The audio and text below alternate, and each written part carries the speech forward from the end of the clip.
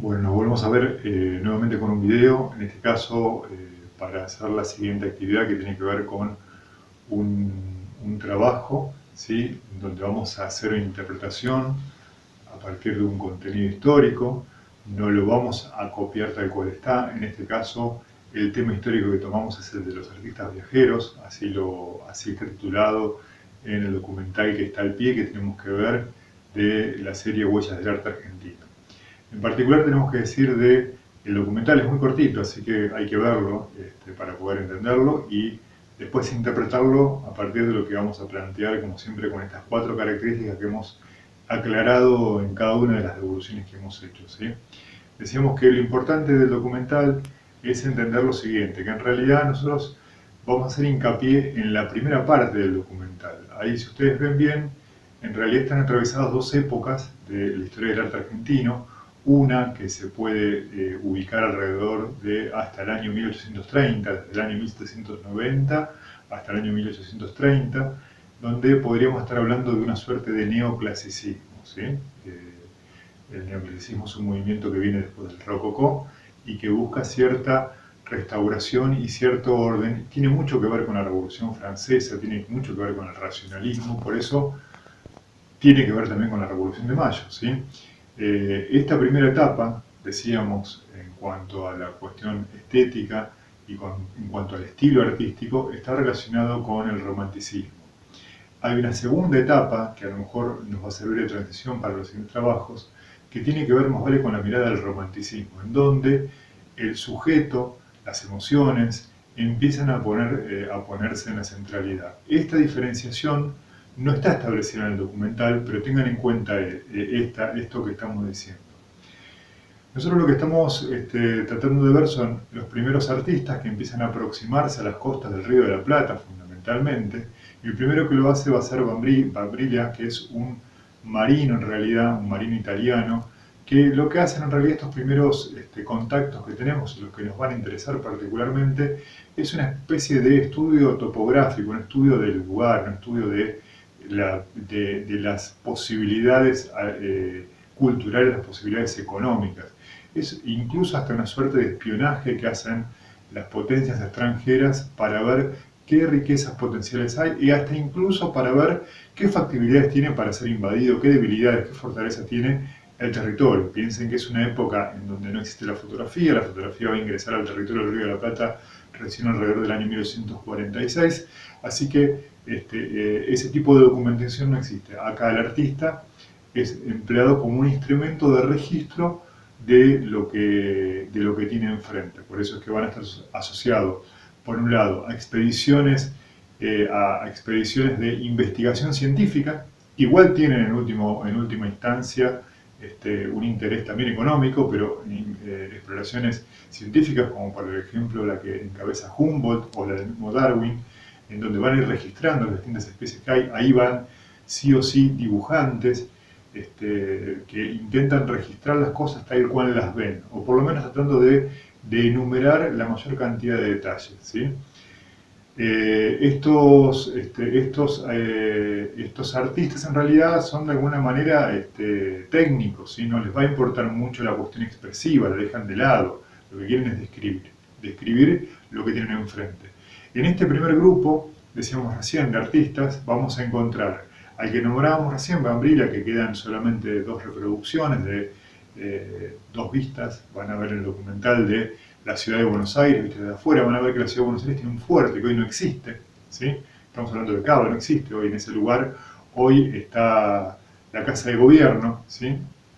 Y nos interesa esta mirada del que viene de afuera, ¿sí? El que ve la ciudad desde la afuera, desde la costa, no desde el mar, sino en este caso desde el río, ¿sí? Nosotros vamos a intentar hacer algo parecido. Nosotros vamos a intentar, y después vamos a reiterar, ¿sí? Ver nuestra ciudad desde afuera, ver nuestra ciudad desde la mirada de un extranjero hipotético, ¿sí? Porque esta gente que viene de afuera y que va a observar las cosas como cosas extrañas, como cosas ajenas.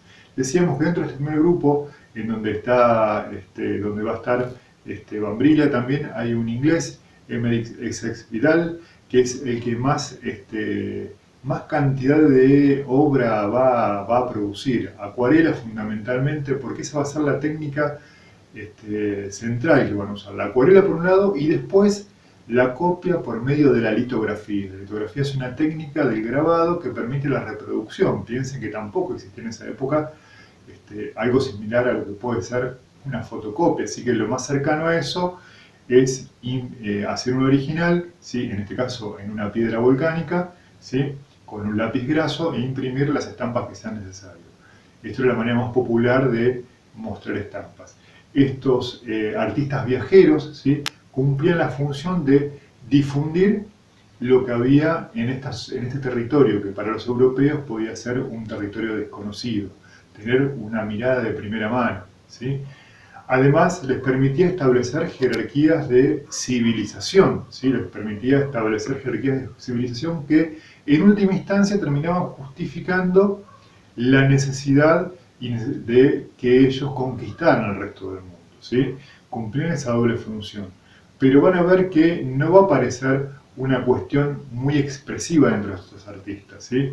Estos artistas que en realidad son casi técnicos, ¿sí? De la representación, ¿sí? También hay otro inglés, Richard Adams, que los dos, más o menos por una fecha similar, alrededor del año 1820, 1818, llegan a las costas de la ciudad de Buenos Aires, ¿sí? de lo que hoy es la ciudad de Buenos Aires.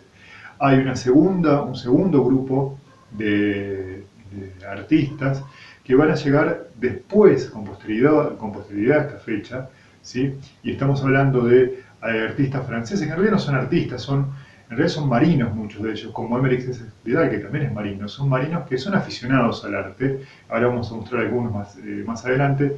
Van a llegar, ¿sí? Decíamos recién, marinos a raíz de el cerco que le establece la potencia francesa, ¿sí? Que digamos, pretende ciertos privilegios para comerciar, ¿sí? Como los que tenía Argentina con Gran Bretaña. Bueno, pretende Francia hacer lo mismo. Así que van a partir de 1838 hasta 1840, va a haber una especie de embargo, van a intentar con muy poco éxito, de todo el Río de la Plata. Y van a incluso apoderarse de la isla de Martín García. Uno de estos artistas va a ser gobernador de la isla de Martín García, uno de estos, en realidad, volvemos a decir, gente que son marinos, que se dedican como aficionados a registrar, pero lo importante es esta mirada de afuera, qué es lo que ven de afuera este extranjero, esta persona que no conoce el lugar y que muchas veces está lleno de fantasía. Es lo que va a pasar con el alemán Moritz Rugendas, ¿sí? Que ya pertenece al romanticismo. Lo que acabamos de nombrar todavía están dentro de algo que puede ser algo neoclásico. Cuando hablamos de neoclasicismo hablamos de algo muy racionalista, muy poco expresivo, muy técnico, ¿sí? Pero Moritz Rugendas pertenece a otro tipo de artistas que van a aparecer en el video, que recorre el mundo en realidad en la búsqueda de la imagen de lo distinto.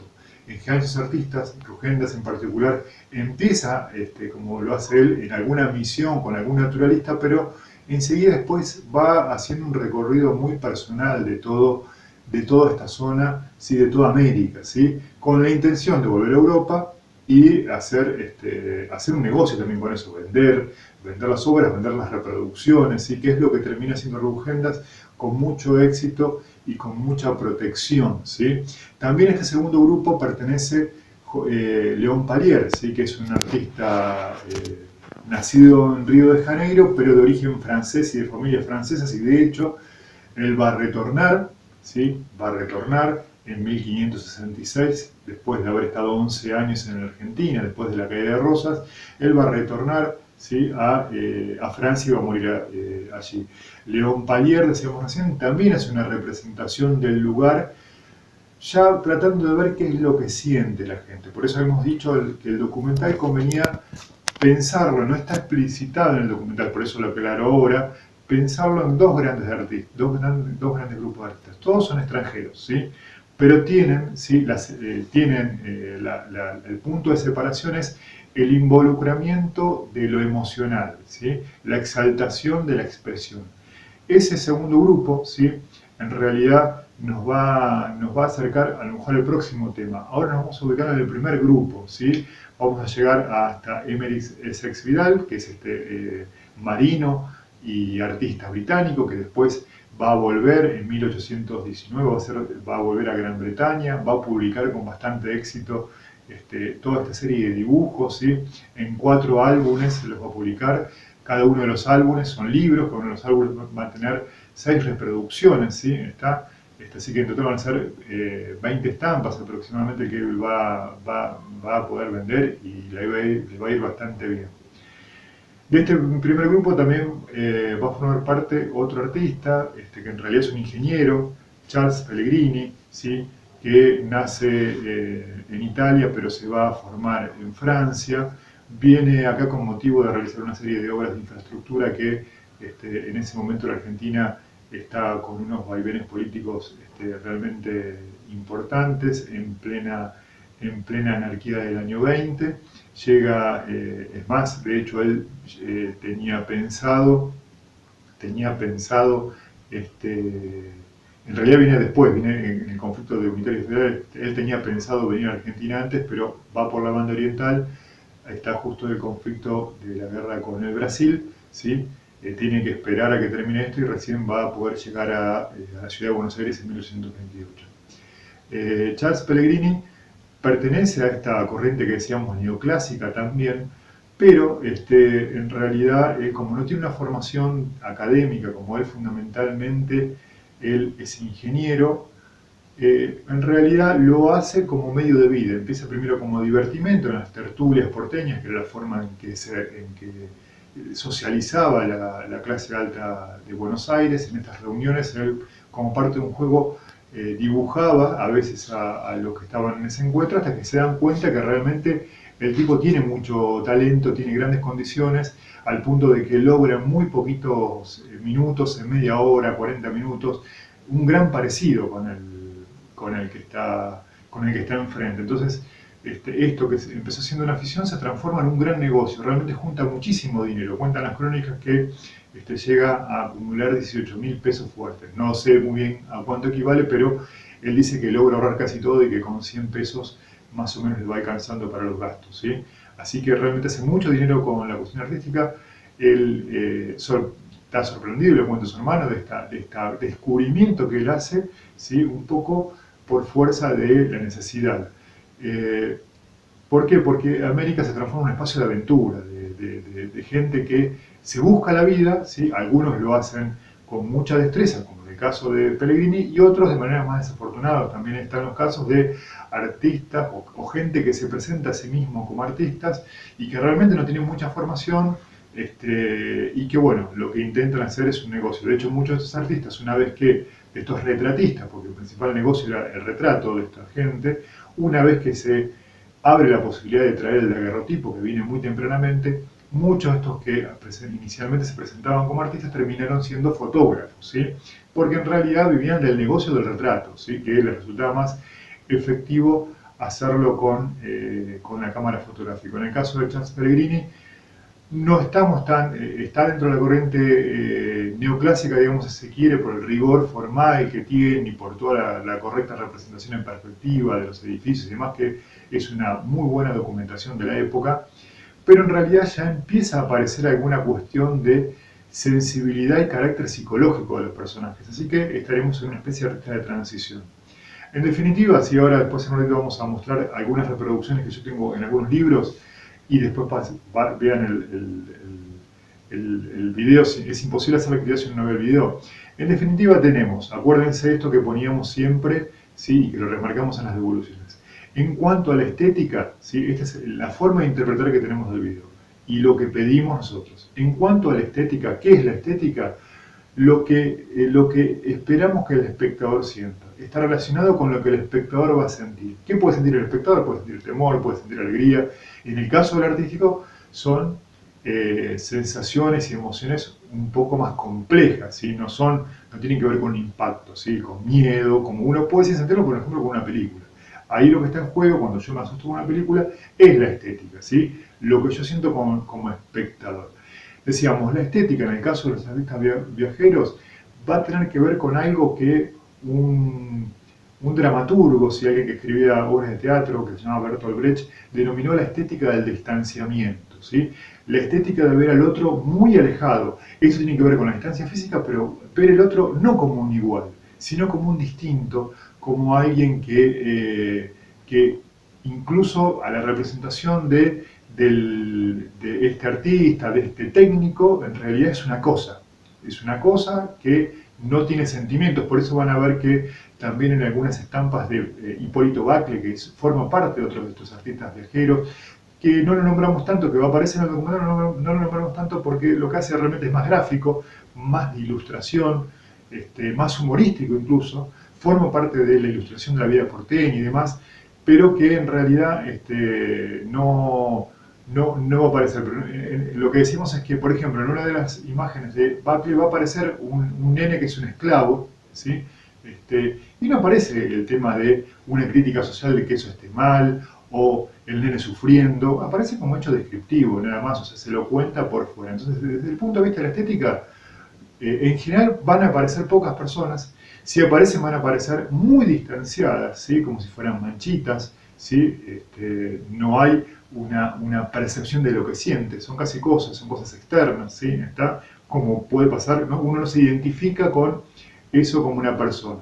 Es una dama antigua, puede pasar, es un caballero en esa época, ¿sí? Está, pero no son personas como uno mismo, ¿sí? Eso como en cuanto a la estética del distanciamiento.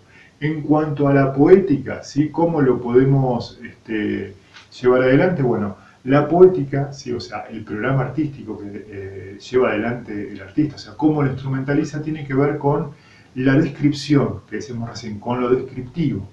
Y entonces acá va a ser muy importante la cuestión de la representación a distancia, ¿sí? Va a ser importante la cuestión de incluso el uso de la perspectiva, ¿sí? El uso de la perspectiva lo podemos recuperar porque van a aparecer los edificios, ¿sí? De lo que queramos representar, que al final vamos a decir qué es fundamentalmente. En cuanto a la narrativa, ¿sí? O sea, la historia que se cuenta, pero también lo que cuentan las imágenes, como esto que decíamos recién, estos relatos que aparecen de alguna manera a partir de las imágenes, de cómo está puesto de determinada forma, ¿sí? De si una mujer mira a otra, ¿sí? Aunque no aparezca mucha cuestión de lo personal, de lo subjetivo, eso tiene que ver también con la narrativa, la historia que me cuenta y lo que cuentan las formas, ¿sí? En cuanto a la narrativa, tiene que ver con el viaje, con el otro, ¿sí? Con descubrir al otro como un distinto, no como un igual, ¿sí? Porque Europa lo que quería ver era el otro como un distinto, ¿sí? Estamos viendo la mirada del europeo, que al argentino lo necesita tanto, que le gusta tanto, que siempre pregunta cómo nos ven afuera, que es una obsesión que algunos tienen, ¿sí? Muy preocupados por el cómo nos ven afuera. Bueno, acá se inaugura, pareciera, de cómo nos ven afuera, porque muchos de estos artistas después terminan volviendo esas acuarelas a la Argentina una vez que se consagran o son vendidas en el exterior. Pero es la mirada de alguien que mira desde afuera. La narrativa entonces tiene que ver con el cuento, la historia del viaje, de mirar el otro como un distinto, ¿sí?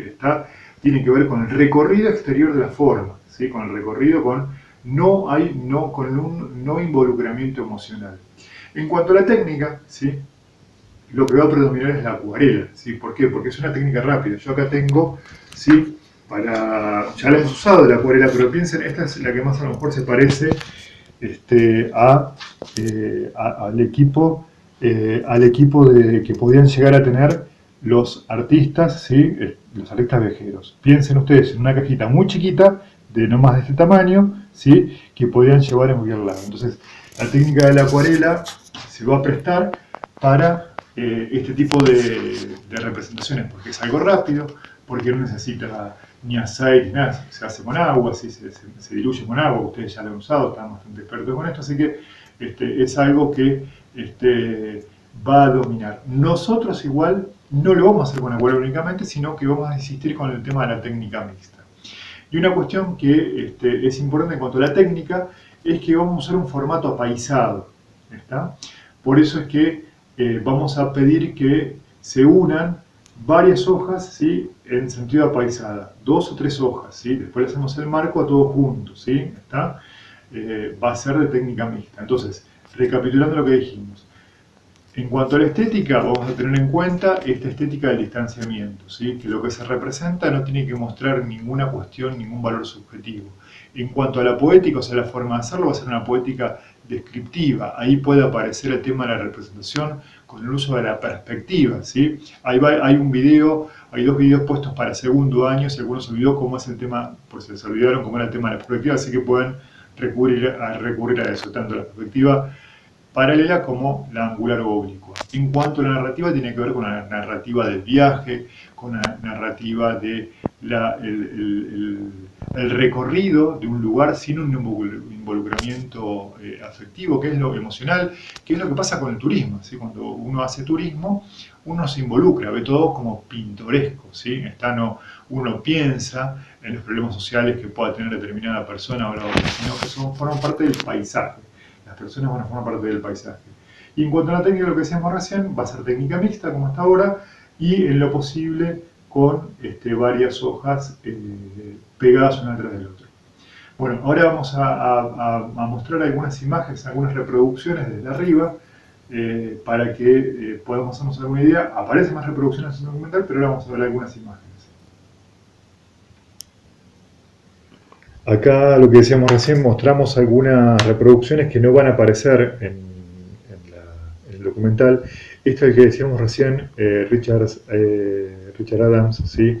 Que va a trabajar en el consulado británico. De hecho, el que aparece acá, el que va a aparecer acá, es la residencia del cónsul británico. Esto es una mirada de Buenos Aires, ¿sí? Es una de las vistas de Buenos Aires, de la ciudad de Buenos Aires, aunque les parezca raro, ¿sí? Esto es del año 1828. Rosas todavía no, 1826, perdón. Rosas todavía no ha asumido como gobernador. Sí, es una figura importante. También el que mostrábamos, el que queríamos mostrar era este otro, ¿sí? Emeric Essex Vidal, que fíjense que va a contar, ¿sí? Elementos costumbristas, se llama, ¿sí? En donde las personas aparecen, ¿sí? Como elementos exteriores, ¿sí? Y hasta pintorescos, y en todo caso no aparece ninguna señal de sufrimiento ni de angustia existencial, sino que aparecen contados como partes del paisaje. Fíjense que en realidad hay bastantes distorsiones en las relaciones de tamaño, los brazos son muy grandes, porque lo que decíamos antes, a ver si acá hay alguno más, lo que decíamos antes es que en realidad hay gente aficionada, ¿sí?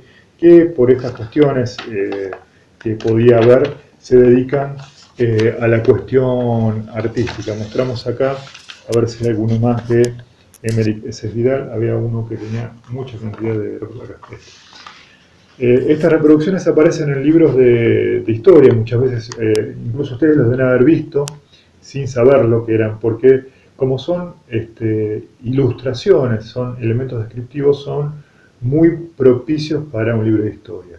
Fíjense, acá pueden contar. Ellos después lo que van a hacer es editarlo, decíamos, en Gran Bretaña, y cuentan las costumbres del gaucho, como cuentan las costumbres de la pampa, cuenta cómo es este lugar que para los ingleses es extraño y muy, muy lejos, ¿sí?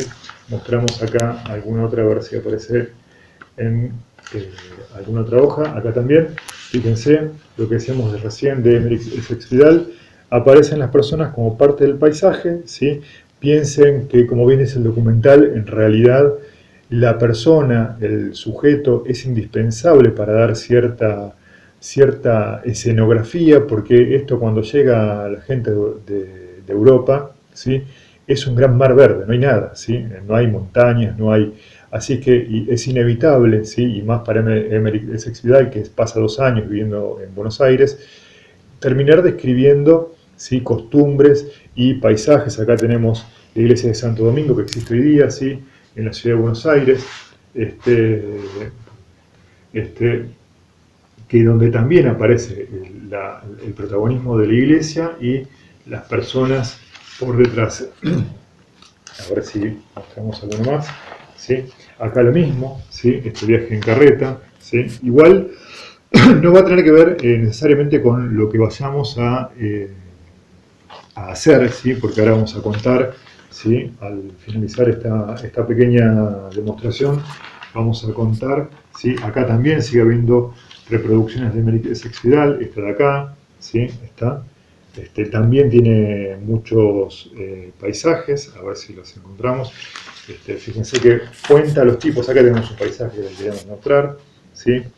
Esto es lo que hoy es San Isidro. También está bueno para ver cómo ha cambiado, ¿sí? En Buenos Aires en el año 1750 no había mucho más de 20.000 habitantes, así que eran lugares muy chicos, era la gran aldea, la ciudad de Buenos Aires, no eran lugares poblados ni de lejos como pueden serlo. Realmente había nada, ¿sí? O sea, era vacío, descampado y algún que otro poblado, ¿sí? Y lo que decíamos antes, ¿sí? Con respecto a estos marinos franceses que vienen alrededor del año 1838, ¿sí? Uno es Adolfo d'Astrel, ¿sí? Que va a ser incluso, va a quedar a cargo de la isla Martín García como comandante, ¿sí? Es parte de la comitiva del almirante Leblanc, ¿sí? Que va a ser el que va a hacer el bloqueo, este primer bloqueo, que no es el de la vuelta obligada, es un bloqueo anterior, ¿sí? Buscando presionar al gobierno de aquel entonces para lograr el mismo trato excepcional que siempre tuvo Gran Bretaña, ¿sí?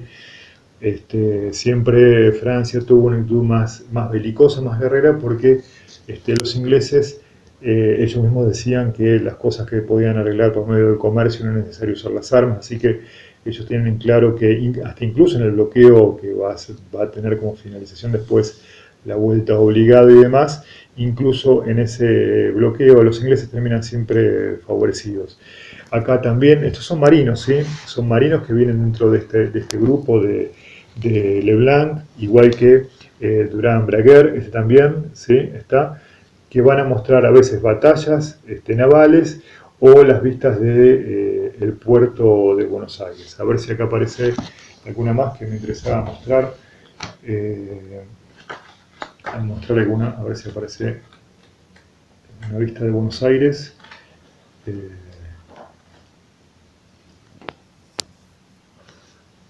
Y esta era la última que quería mostrar, como para que vean también un artista, Rodolfo Carlsen, ¿sí? Danés, ¿sí? Proveniente de Dinamarca. Por eso decíamos, Argentina una tierra de oportunidades, siempre lo ha sido, y era un lugar donde venían todo tipo de aventureros, algunos más calificados, otros menos, algunos hasta incluso con características delincuenciales. De hecho, el primero que va a traer un tipo de imprenta a lo que era el Río de la Plata termina detenido por falsificar papel moneda. O sea, no es el artista que uno tiene en la mente, sino que es gente que se busca la vida, y uno de los posibles oficios, el que a lo mejor creía que tenía alguna facilidad, era esta cuestión artística que cumplía el sustituto de la fotografía antes de que existiera. En este caso, decíamos, es un cuadro de Carlsen, ¿sí? Un pintor danés de Buenos Aires, es del año 1845, ¿sí? Pleno rosismo, pleno rosas, pero lo que me interesa es que este lugar es posible ubicarlo hoy en la ciudad de Buenos Aires. Está en la calle Corrientes, ¿sí? El que conoce la ciudad de Buenos Aires, ¿sí?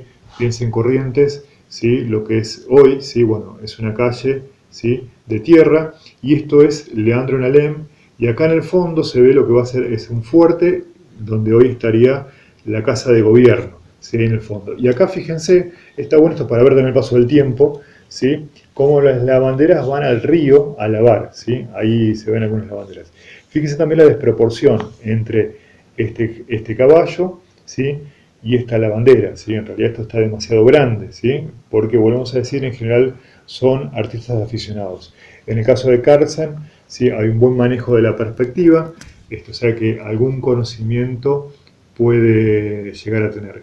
Con esto más o menos nos sirve de ilustración y vamos entonces a dar la consigna, ¿sí? Como para poder saber qué es lo que tenemos que hacer. Entonces la consigna va a ser realizar una composición empleando 2 o 3 hojas formando un formato apaisado, ¿sí? Representar algún paisaje, y ahí va a estar el cambio del partido de la costa, ¿sí? Pero visto desde el mar, ¿sí? El paisaje que yo represente tiene que estar visto desde el mar, la mirada del que viene de afuera, eso es lo que nos interesa. Podemos ahí recurrir a fotografías de San Bernardo cuando estaba en formación, lugares que uno conoce habitualmente, por ejemplo de la Vereda Alta, pero vistos con la mirada del que no lo conoce. Por eso ahí nos va a convenir ir a fotografías antiguas, ¿sí? Que hay muchísimas en internet, buscar fotografías antiguas, esquinas conocidas, de tanto de San Bernardo como de Mar de Ajó, que es lo que tenemos nosotros como proximidad. Pero siempre insistimos es en la mirada desde el mar. Tiene que aparecer algún vestigio de reconocimiento del lugar. ¿Sí? La vereda alta es conocida por todos, alguna esquina en particular puede ser, no tiene que ser una copia idéntica, pero sí tratamos de que sea creíble. Entonces ahí va a aparecer el recurso de la perspectiva como inevitable. ¿Sí? Piensen en las distintas construcciones como si fueran cajitas, como las que hacemos en segundo año, ¿sí? Como si fueran bloques, sí, que los voy a resolver en perspectiva. Piensen que voy a tener una línea de horizonte y que esas líneas van a tener que fugar esa línea de horizonte, ¿sí? Puede aparecer gente, ¿sí? Puedo incluso hacer que se vea la playa, puede aparecer algún pescador y demás, pero lo que más nos va a servir, ¿sí? Es emplear referencias fotográficas antiguas, ¿sí? ¿Está? Que nos va a dar esa distancia, este distanciamiento y este no involucramiento emocional. Igual va a aparecer inevitablemente, porque uno siente, ¿sí? Pero la idea es que uno pueda describirlo sin involucrarse efectivamente o emocionalmente en la medida de lo posible, ¿sí? Entonces, en formato apaisado, con 2 o 3 hojas, ¿sí? Buscamos referencias en internet de fotos antiguas, de San Bernardo o de Mar de Ajó, que no sean todos, no usen todos la misma, ¿sí? Tratamos de hacer una representación que sea a partir de eso, ¿sí? Está vista desde el mar, volvemos a decir, ¿sí? Tiene que estar hecha vista desde el este, no desde la ruta, ¿sí? Vista a las ciudades de ese lugar, ¿sí? Está. Puedo imaginarme una altura que no existe, eso es lo que va a hacer Bambrila, por ejemplo, como decíamos antes, de imaginar la ciudad de Buenos Aires desde una loma que no existe, la representa desde arriba, ¿sí? Bueno, yo puedo hacer eso también, verlo desde un punto de vista inexistente, ¿sí? Pero la idea es que representemos varios elementos medianamente reconocibles. Puede aparecer gente, pero si aparece gente van a aparecer como suerte de manchas o como cosas exteriores, ¿sí? Está como elementos anecdóticos y como parte del paisaje, ¿sí? Puede aparecer algún auto antiguo, alguna de estas carretas que usaban en las primeras travesías por la playa, estas carretas que habrán visto seguramente en el barrio San Rafael, que hay una, ¿sí? Puedo, digamos, poner eso como elemento anecdótico para contar un poco cómo era este lugar. Una vez que hice ese dibujo, ¿sí? Si alguno quiere me lo puede mandar por medio del Classroom, que siempre, si hay alguna consulta, además me dicen, bueno, profe, así está bien, y qué sé yo, bueno, no hay problema, yo trato de contestarle lo antes posible.